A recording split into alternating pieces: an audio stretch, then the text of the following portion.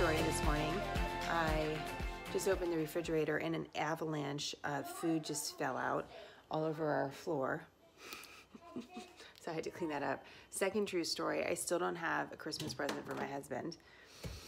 And a girlfriend of mine said, you know, yesterday, she said, why don't you get him a good pair of workout shoes? You know, husbands never buy gear for themselves in that way, an extra pair of pants, shirt, that sort of thing. And I said, you know, that's good. It'll be a great gift from the kids, right? A pair of shoes, something that he won't get for himself. And last night he walks into the living room and he's like, I just got this great pair of shoes I've been trying to try. So that killed my dream.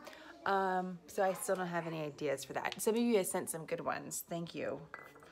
I just don't know what I can execute in the next few days. Okay, let's start with some good news today. We talk a lot about how lawmakers don't get along or get together. It's one of our main topics of conversation for obvious reasons. But last night, the Senate passed a bill that really addresses criminal justice reform on many different levels. I encourage you to read a little bit about it. If you go to our website and go to the quick quote section, you'll see a couple sources that we put there through the cards. And because the bill does several different things, I think it's too much talking.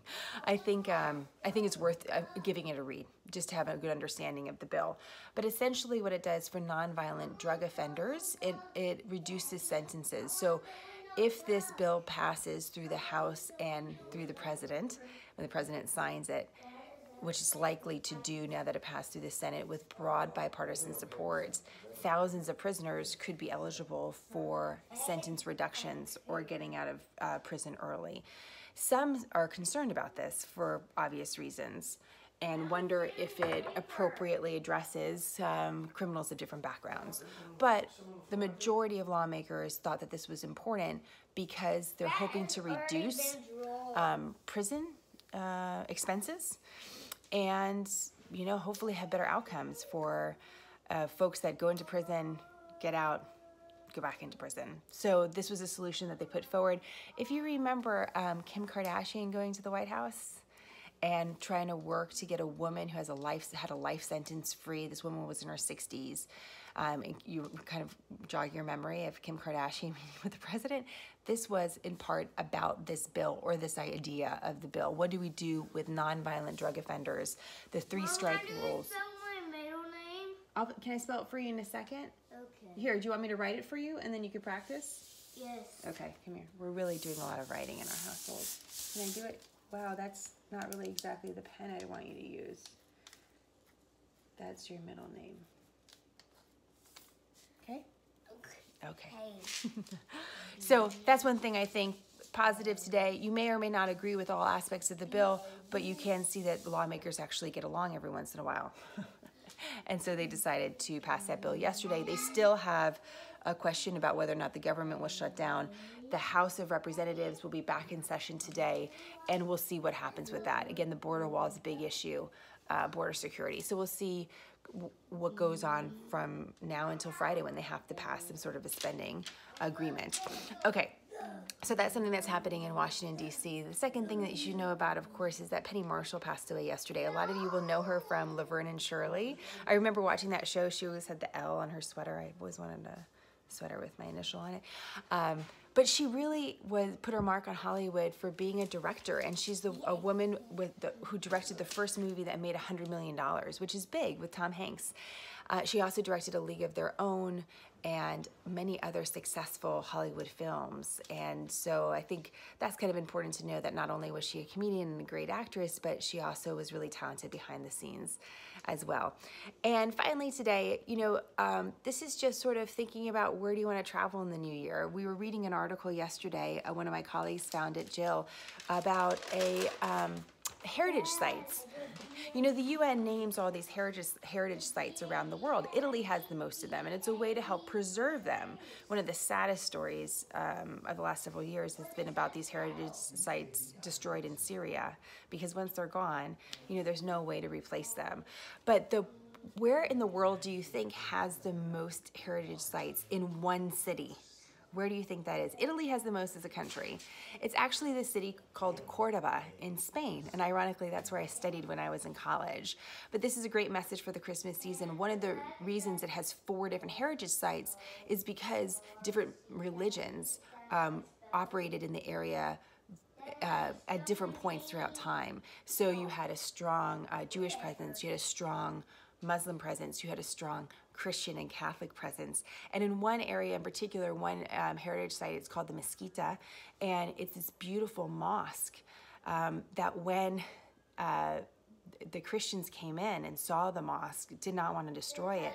They kept it and actually built a church on the inside.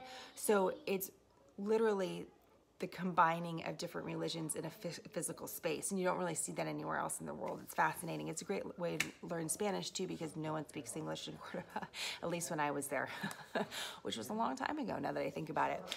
Just on that note, I've been paying close attention to a story out of China. Remember, we've talked about China going after the minority Muslim population. They called the Uyghurs in China, you know, and imprisoning them, and really, you know, what are they doing with this group? Why are they targeting this religious group? Anywhere else in the world, you know, this would really raise red flags. It is, but China's a very closed society. One of the things I'm watching over the last several days is that China has raided some Christian churches and Bible studies and has arrested a Christian pastor. So it's just something to keep an eye on. What's going on in China? We know that the economy is under a lot of pressure, and the government has made arrests over this last year that they say are about a subversion of the Chinese Communist government, but that's very non-specific. So just sort of keeping an eye on what's going on in China, what's going on with their economy, how is the authority sort of trying to assert their authority, and also how do those stories and understanding what's happening with the Chinese government, how will that impact us when we look at our trade agreements with China, which are going to be really important going into the new year. Final story really quick, and then I'll let you go. It's just a great story that the Washington Post was able to detail of a woman who works at a bakery and helped authorities solve a 30-year-old murder mystery by taking a Coke can from a potential suspect and giving it to investigators so they could test the DNA. It was overwhelmingly a match for this murder. And although the lawyers for the criminal said this should not be allowed, the judge ruled that this woman acted on her own accord and had her own idea about what object to get. And so she helped solve a mystery. So people everywhere are making big differences just by simple decisions. That's all. All right. Have a great day. I know we're getting close to Christmas. I'll keep you updated if I find any presents. And if you have any ideas, let me know. All right, guys. Have a great day. I'll talk to you later. Hey guys, just one last quick thing I forgot. You know, there was the sentencing hearing for Michael Flynn yesterday, and this federal judge was so upset about really the plea deal that Michael Flynn made with authorities. And he just went off on Michael Flynn saying, you know, you sold your country out, you did all. You're going to hear that quote time and time again all day today, because the judge was so forceful. You probably heard it a lot yesterday, but I want to point something out to you. The judge, after admonishing Flynn for what he said was lying to the government about being hired by a foreign entity. Michael Flynn ran a security firm after he retired from the military, and that security firm was hired by a group that was tied to the Turkish government, basically to do lobbying for the Turkish government and to try to push forward the Turkish government's agenda.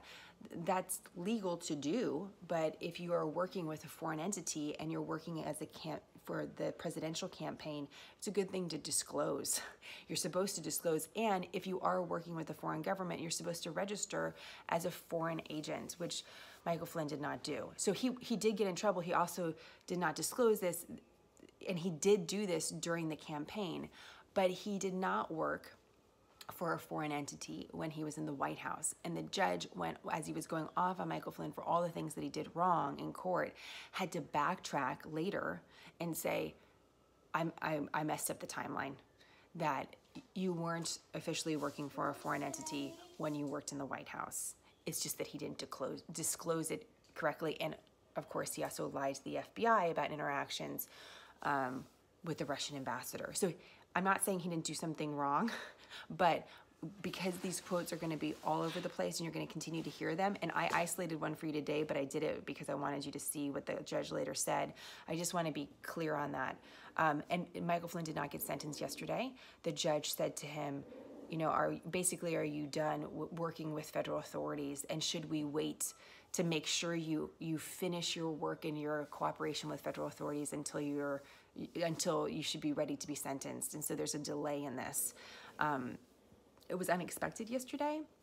What does it mean for the special counsel investigation? I don't know. It's a continual wait and see. But I just wanted to clarify that because it surprised me when I saw the headlines crossing about the judge and how he was talking to Michael Flynn. I was like, whoa.